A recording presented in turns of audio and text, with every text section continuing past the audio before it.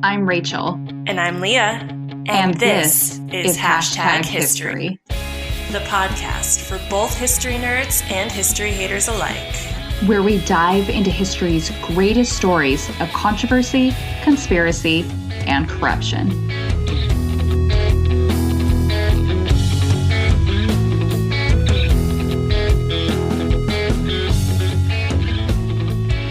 Hey guys, this is Hashtag History, episode 22. I'm Rachel. And I'm Leah. And this week we are doing something that I have wanted to do since we started the podcast. We are talking about our hometown. Yay! I forgot this one was hometown. Yes. So Sacramento, Sacktown, Sack of Potatoes. I don't know what other. What, does it have any other names? Sack. Sack. Yeah. It goes by many names, but Sacramento has so much rich history. It was founded in 1849, was a huge central zone for the gold rush, was actually quite literally lifted. Yes, buildings across Sacramento were lifted after numerous floods threatened to destroy the city. Became the state capital against odds, and so much more. So I have been dying to talk about Sacramento history since the beginning of this podcast. Sacramento has so much history that you could actually do an entire podcast about just Sacramento history. But alas, I have narrowed it down for now to just one topic. Nice. And going back to the whole, lifting the buildings thing, I'm like, wouldn't it have just been easier to move? So we did a tour in Old Sacramento, and I highly recommend it for anybody and everybody. It was they call it the underground tours, and I've always wanted to do that. It's so much fun. That was a question that came up from a lot of the people that were on the tour. Like, this is ridiculous. This is so expensive that they spent all this money to lift these buildings, but the location, Sacramento's location and how close it was to the water made it like a huge commerce and like a very profitable place to live because you were right there by the water where stuff could get transported to you. It made the most sense, financial sense, to just freaking pay to have the buildings lifted as opposed to moving somewhere that wasn't as financially sound. Yeah, because Sacramento, Old Sacramento, and then it spans from there. But Old Sacramento is located right at the convergence of two rivers. Exactly. So it does make sense for trade and stuff. Yep. So they did it on that tour. They show you kind of how they ended up kind of shifting the river almost with dams and stuff so that it wouldn't move in the same flow pattern that it once had. And then, lifting literally the entire city from Old Sac all the way to, it was I Street or something, lifting. And they would do it. These were hardworking, badass people. They were still in their buildings, in banks and stuff, working all day while the buildings were being lifted, underneath them. They're in there working. They would have the little levers, on each of the four corners, and everyone, they'd, shout out to each other, okay, move it, and they'd move it one quarter. They'd wait, a minute, move it another quarter, and this would happen all day long for years. Crazy. That's crazy. Crazy. So, see, you could do an entire podcast about Sacramento, but we're just doing this one topic. And this is anyone who knows anything about Sacramento history, about the Stanfords, I think. No, see, it's so funny that I read that part. I try not to read too far ahead so I can have legitimate... Is it that I just assume, obviously everyone knows about the Stanfords? Yeah, I was never heard of them. Okay, well... Even if you know nothing about Sacramento history, but you live in Sacramento, which I happen to know that 40% of our audience does live in the greater Sacramento area. So thank you to our back-end analytics for that. Yes. Just look around you. Once you know to look for it, you will see the name Stanford everywhere. For my Sacramento natives, I challenge you to keep an eye peeled for all things Stanford. The main thing is the Leland Stanford Mansion, which is in downtown Sacramento, and it's really, really cool. And the admission is free, so no excuses. Yes, it's free. You just make a donation, whatever you want to make donation-wise. It's just cool. Yeah. If you live in Sacramento, you have to get over there and check it out. Now, why is it that the Stanfords are so infamous in Sacramento history? The Stanfords, Leland Stanford in particular, was instrumental in Sacramento history. He came here from New York during the gold rush and became a business icon. He served as a governor and a U.S. senator and was absolutely crucial to the development of the Central Pacific Railroad, which completely changed our nation's history. Most notably, though, and the thing that I think most people across the country and maybe even the world will recognize him for is Stanford University. Which I'm wearing. I was wearing a sweater. Was that actually what you were wearing? My Stanford sweater. Yes. He and his wife, they founded the university in 1891, and it's currently ranked as the 6th best university in the United States, trailing closely behind schools like Harvard and Yale and Princeton. And I have always noticed that sweatshirt. You wear that red sweatshirt It's a pretty funny often. story. Okay, I've never actually noticed it said Stanford on it. I knew it was like a college sweatshirt, but I never read it. Yeah, it's Stanford. That is awesome. Okay, but we're not talking about Leland Stanford this week. No, we are talking about his wife, Jane. Number one, because obviously girl power. Obviously. And number two, because murder. Well, maybe. Legend has it that Jane Stanford was poisoned and died in 1905, and her murder is still unsolved 115 years later. That's the story we're diving. Shots! Take a drink. Diving into today. But first, we have a cocktail here.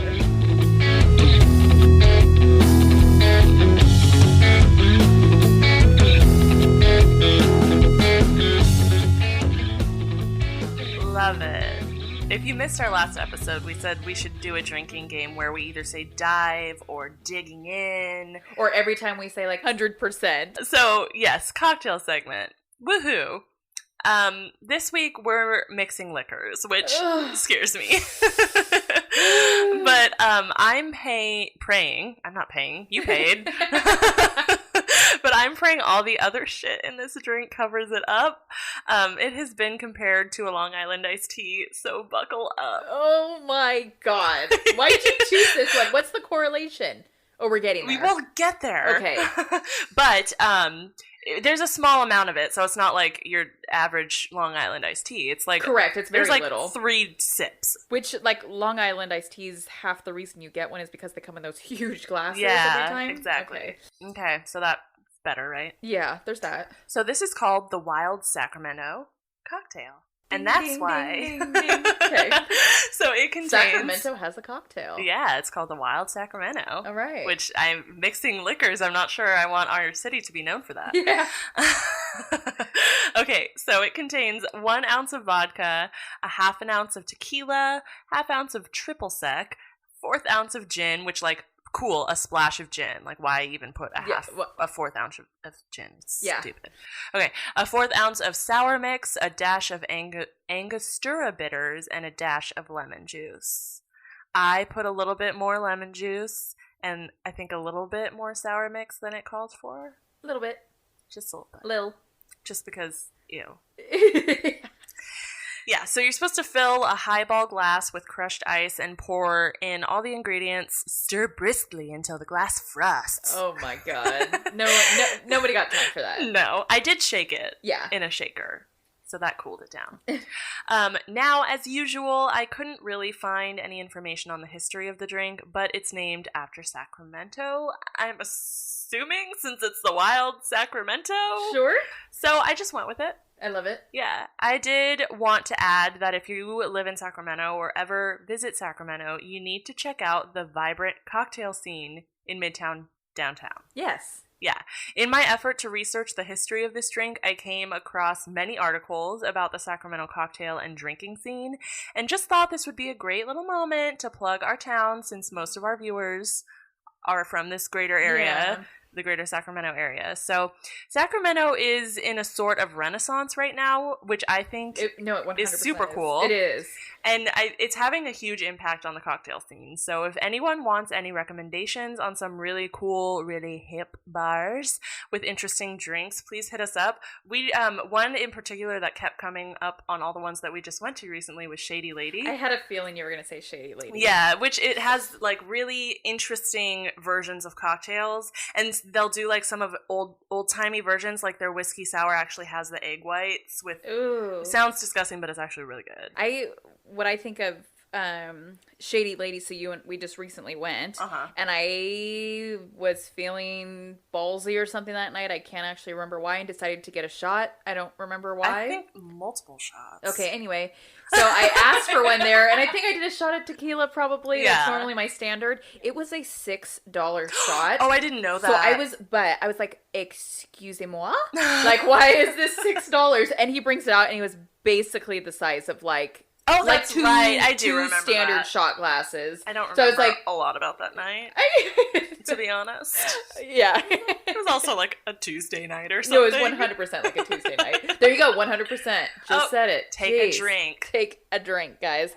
Yeah, I would say, I mean, Sacramento, lots of cool stuff. Like, Sacramento, it has so much history, so there's a lot of really historic buildings.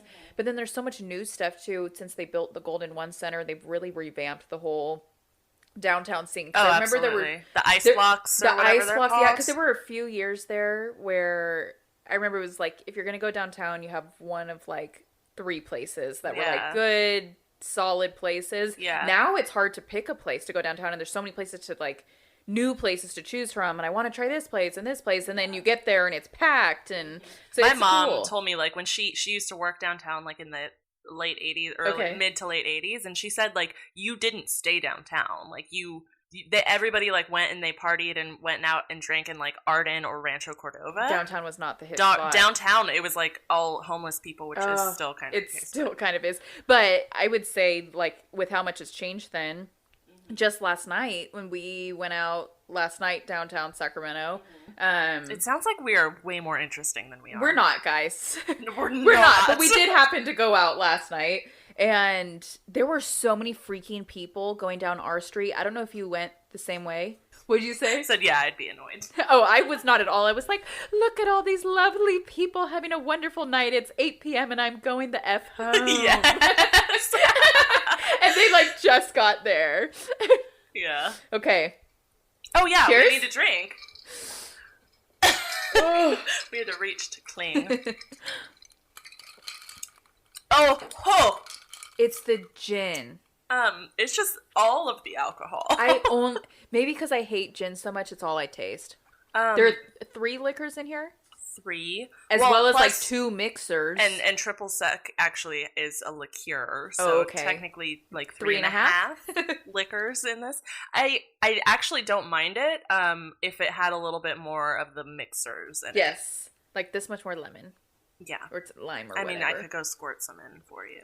To be honest, I'm probably not going to drink very much because I'm going to be talking a lot. You need to finish it, Rachel. Okay, fine. No, I'll be good. Peer pressure. I'll be good. What would you give it, rating-wise? I need to drink more of it, but I'm going to say like a 6. That's exactly what I was going to say. Okay. A 6. Same page. Okay. So before we go any further into this episode, I wanted to give a shout out to Kelly Boyles from Milk House Shakes, whom we all know and love. She has come on the podcast a couple times now to help us out with our season closers. And I want to give her a shout out on this episode because she was actually the one to suggest we discuss Jane Stanford's mysterious death. So thank you, Kelly. Thanks, Kelly. Now let's dive. There we go. Jeez. Another shot. We say it a lot. Let's dive into who Jane Stanford was. Born on August 25th, 1828 in Albany, New York, Jane Elizabeth Lathrop was a pretty well-educated woman that married Leland Stanford in 1850. They moved around for a bit, but eventually landed in California due to the gold rush. They were married for 18 years before having a baby. So I just wanted to really emphasize that for all of you out there that start asking newlyweds immediately following the wedding, or in my case, prior to the wedding, when you're going to start having babies. Anyway, they had their only son, Leland Stanford Jr., when Jane was 39 years old. Junior died very sadly at the age of 16 from typhoid fever. Oh, rough. Yeah. When the Stanfords established Stanford University, they did so in their son's honor. Because of Jane, Stanford University has been a co-educational institution from the very beginning, meaning that women were allowed to study there from the date it was founded. That's cool. Very cool. Leland Stanford died in 1893, and Jane went on to build up the university for the next 10 plus years before her death in 1905. Okay, so I can't say the husband did it since he died first. Correct, yeah. This is one of the few cases in which it was not the husband. Got it. Now, what I doubt many people know is that the co-founder of Stanford University may have been murdered. Dun, dun, dun! I ruined that. Well, this is something that has only really been looked into in the past, 15 or so years. Historically, Jane Stanford's death was attributed to heart failure, but scholars have been diving deeper into her mysterious death, and a new story has been discovered. Interesting. Things first became suspicious on January 14th, 1905. Jane Stanford was at home. She had gone up to her bedroom, and after dinner, she was going to drink some of her Poland water, which was part of her nightly ritual. What is Poland water? I didn't actually look it up. I was assuming it was like a sparkling water kind of thing. Maybe I should look it up. Okay. Let's look up what Poland water is. Oh, okay. Oh, it's literally just a particular kind of bottled water. Okay. Anyway, it was her ritual. She had Poland water every night before going to bed. Okay. She drinks some of the Poland water, and then she screams out to her maid, Elizabeth Richmond, "Come and see what is the matter with my Poland water. I drank some, and it nearly choked me. It burned me so that I ran my fingers down my throat and threw it up." Curious. This is my favorite part of the story because not only does Jane have Elizabeth then taste the water, she also has her secretary, Bertha Burner, taste it. She's That's a name. Yeah, oh, yeah. Bertha Burner. She's coming up later, so get used to the name. But Jane's like, "Hey, guys, this water is disgusting. Now everyone come taste it." It's like when something stinks and then you hold your fingers in front of people's face. Yeah, you're like, smell my hands. This is so gross. Smell it. You want to make everyone else endure the same agony that you just did. Well, the maid and secretary both agreed that the water tastes disgusting, and they immediately spit it out.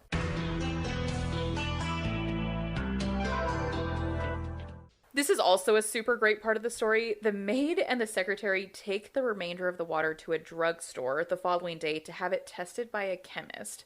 And I love that they did this because it's just so unrealistic for me personally. If my water tastes like shit, you dump it out and then just get another glass. And so I love, and I don't mean that in a sarcastic way, I actually love that they instantly suspected poison. That's just so fantastic.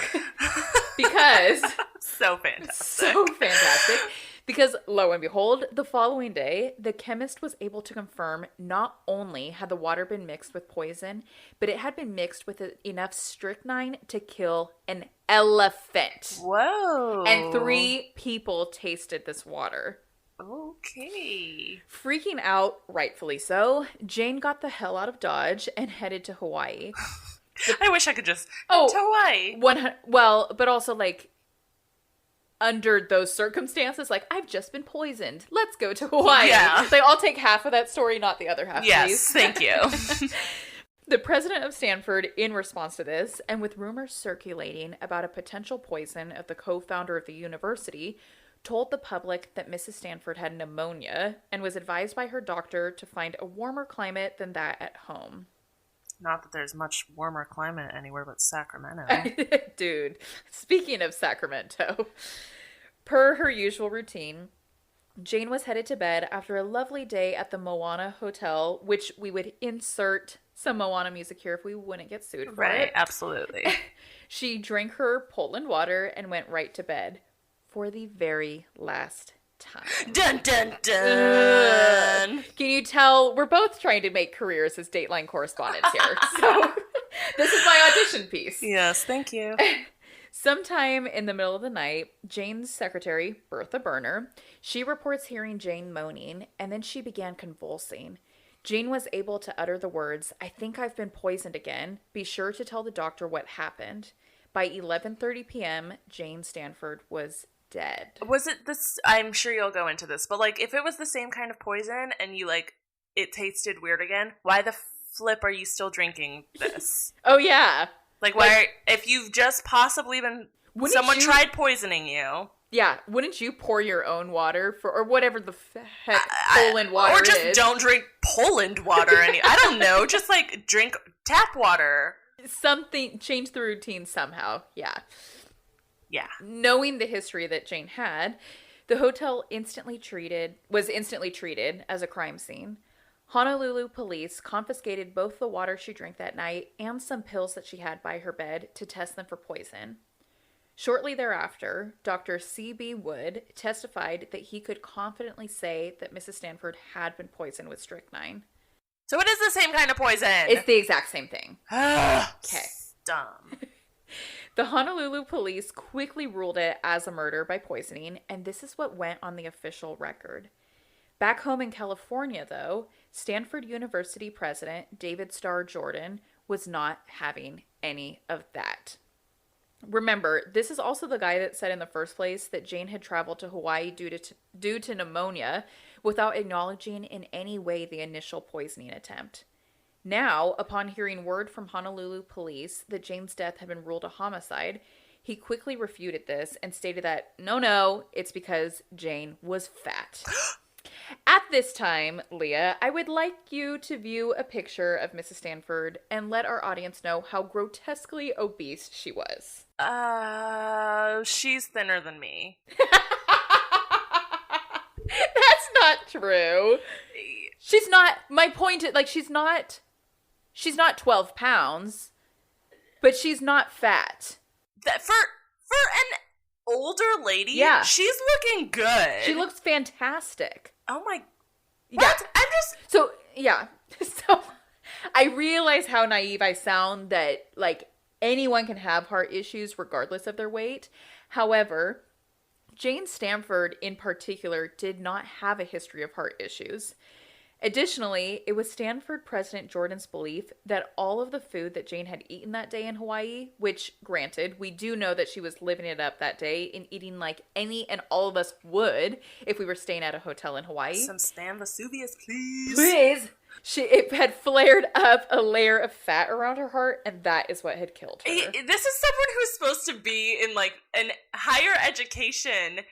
And also, like, who cares? Why do you care? Like, why does it matter? This is how I feel, is that if this is, like, true scientific evidence, like, medical proof. What was his degree in? Oh, no, I was going to say for myself, like, I'm never eating again, so. No, he's dumb. Okay. That's not real. It's flared up a layer of fat around her heart and had killed her. And, like, it's really cute. The things she ate that day, too, are not, like, I mean, she was eating, like, cucumber sandwiches. Yeah. Yeah. Like, a lot of cucumber sandwiches. That's a good day for me. I know. That's eating healthy. Come on. The San Francisco Police Department also agreed that Jane had died of natural causes. AKA fat. AKA fat. AKA cucumber sandwiches. What the? What if that was on your death certificate? Like, death by cucumber sandwiches. Good way to go. Actually, no, better than I poisoning. hate cucumbers. So. Do you? You didn't know that? Wait, maybe I did know that. Like, other than in tzatziki, like Middle Eastern like tzatziki stuff, like a yogurt with cucumber and dill. Okay. Even like cucumber flavored water. No, that's when I remembered it about you, because there was like, we went to some party where they like infused cucumber. And it actually disgusts me. I remember that now, and I had like 17 glasses of water, and you just were dying of thirst the entire time. Okay. It's the story of my life, yeah. Just dying of thirst constantly. And there's water in front of me, everywhere, and I'm like, God, I'm so thirsty. Like I said at the beginning of the episode, this natural causes story is the one that was projected to the public until more recent years. When Jane Stanford's body was returned to San Francisco, the university was all but closed, and people were told, especially those at the school, to stick to the official story. Stanford University co-founder Jane Stanford had died of heart failure.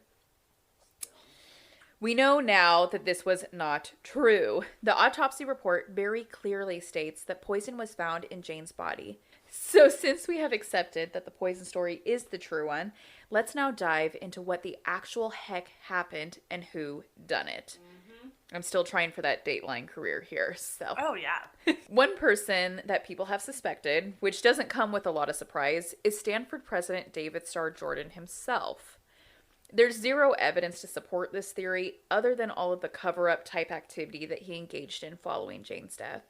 But in my opinion, and the opinion of many others, Jordan was simply making a PR move, trying to paint the university in a good light and not give in to rumors that could tarnish the university's reputation. I'm shocked because you're such a conspiracy theorist.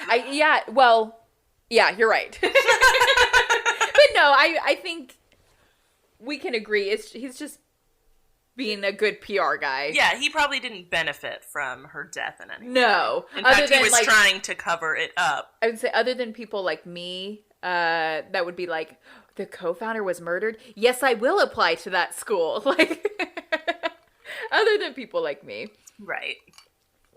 There is actually one person that people have genuinely looked into and have suspected from the start that could be responsible for Jane Stanford's murder. Her maid. You're on it. Her assistant. That person is the one person that was Bibi. there at the time. Bibi. At the time of Jane's death, that very outrightly spoke against the idea that Jane had been murdered.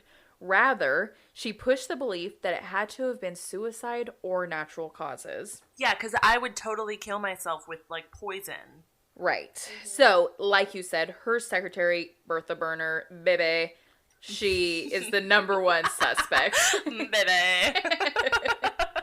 Because she was the only person that was there both times that Jane Stanford was supposedly poisoned. Mm-hmm. Come on, girl.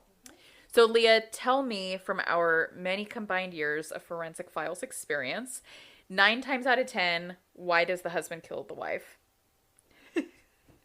To collect life insurance.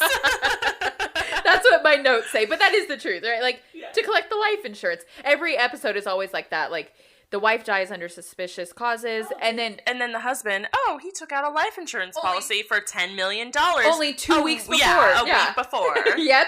And so why do the kids kill the parents? What's the motive there? Is there a consistent thing? Money. Yeah, inheritance. Right? Okay. Duh. That's where I'm going with this. Yes. So oftentimes with murders, there's a financial motivator and financial gain if the perpetrator is successful. Yeah. In Bertha's case, should Jane pass away, Bertha would receive $15,000. This is a decent amount of money. Is it worth killing someone over? Well, I feel like we do this in every episode. What's $15,000 in? Yes. Yes. What is it today? In today's money, that is $400,000. So that's a house in Sacramento. So it is worth killing someone. Yeah. We didn't say anything. I mean, $400,000, guys. It's questionable. Question mark? Bertha had been with the Stanfords for over 20 years at the time of Jane's death. Bertha also never married and never had children, so caring for Jane was her 100% full-time job. Was she paid well? I don't know the answer to that, actually. When Jane passed away, Bertha used the money to build herself a 2-story home in beautiful Menlo Park. Where's Menlo Park? Somewhere pretty. I didn't do this research No. very well. You're asking questions I don't actually know the answer I'm going to guess San Francisco. San Francisco, you were right. Yeah. Yeah, and it looks pretty. I just did a little Google search. Love it. The most interesting part of the Bertha theory, though, is how many times Bertha's version of the events of Jane's final moments changed throughout the years. By the end, the story she was telling police was that Jane had eaten an insane amount of food that day, which could suggest that she was attempting to persuade the public and authorities that the theory regarding eating too much food resulting in heart failure was the true story. Bertha even wrote a biography about Jane Stanford later in life, and in this biography stated that Jane had died as a result of heart failure. Of course, the primary evidence, circumstantial yes, that we have to pinpoint Bertha as the culprit is because of the accessibility to Jane. I mean, imagine if you had somebody with you nearly every day, all day, for over 20 years. The things that you would trust that person with. I mean, Leah, I've told you things that I prayed never get repeated. Imagine if you and I were glued at the hip every day for 2 decades. The shit you would hear.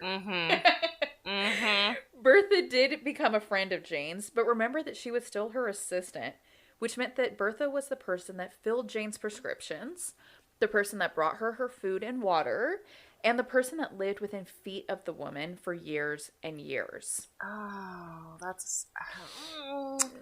Right. Using our forensic files minds again, think about the modes of murdering someone.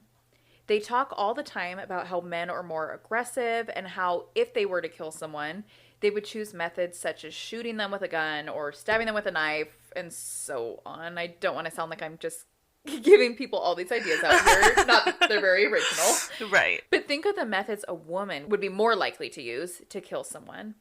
Being the less aggressive of the sexes, it's not far-fetched to think a woman's preferred mode for murder could be poison. Well, that's like a common trope. There have been an insane amount of studies that have proven that poison is actually the preferred method for murder by females.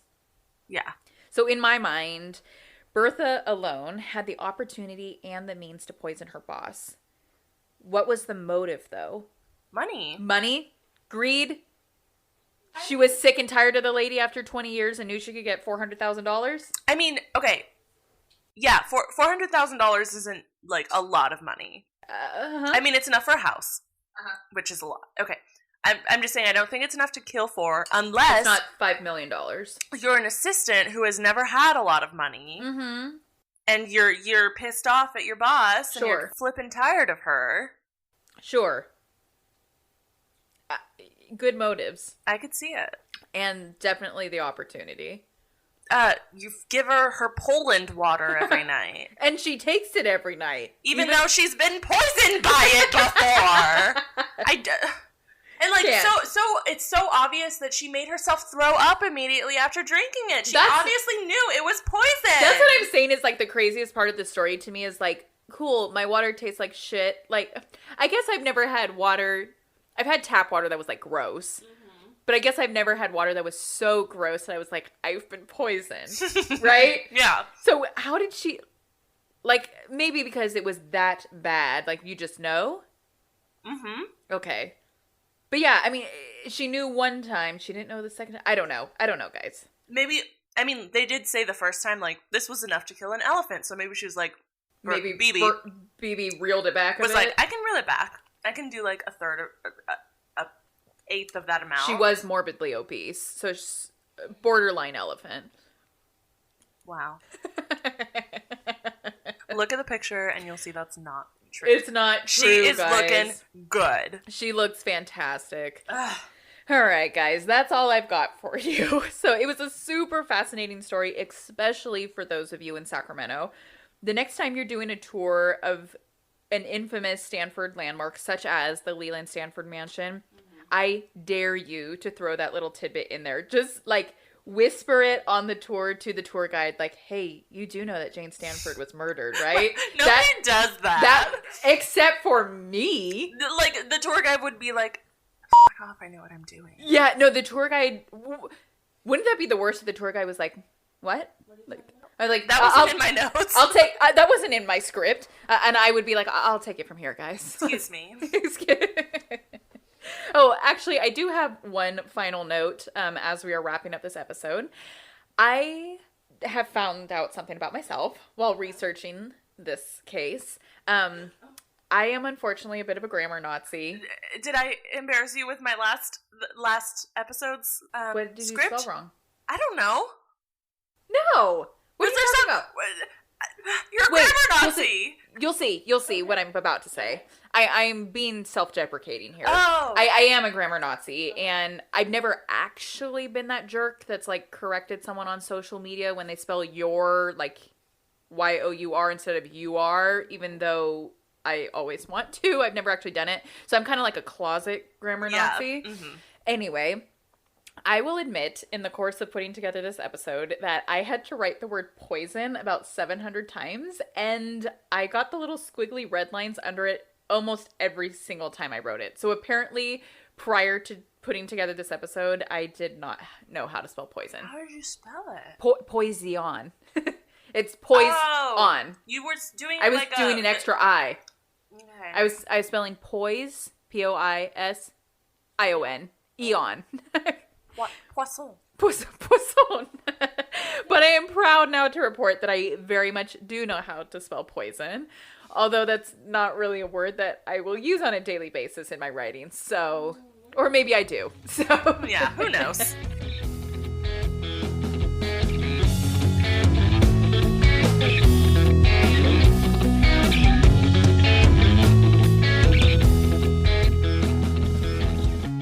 Anyway, thank you guys so much for listening to this episode of Hashtag History. We will post the picture from this episode to our Instagram, and then all sources used to put this episode together can be found on our website. If you enjoyed the episode, do us a favor and subscribe to Hashtag History on whatever podcast platform you use, share it with a friend, and give us a rate and review. And be sure, as always, to check us out on Instagram at #history_podcast. Thanks, guys. Thanks, bye. Bye. I feel like that was a harmony. Oftentimes with murders. Oh my god, your cat freaked the fuck out of me. Hi, baby. Oh my god, literally freaked the actual I just didn't even notice he came back in. Whew. Okay, speaking of murder. Okay. And so much more. What? Struggling so hard. Are you able to do it over top? Sometimes that helps me if I go like this. I'm getting hella lazy and just leaning it back and literally bringing this thing like all the way to my mouth. Yeah, I dig it. Oh. And that was a question that came up a lot, was wouldn't it... No, it's tempting just to grab it. You know? Everything. I feel like I've been eating this entire time. I have been eating the entire time you were talking the first episode. You see everything that's gone was because of me in the first episode. So the rest is yours. Thanks for leaving me some broccoli. Yeah. And 2 sausage things.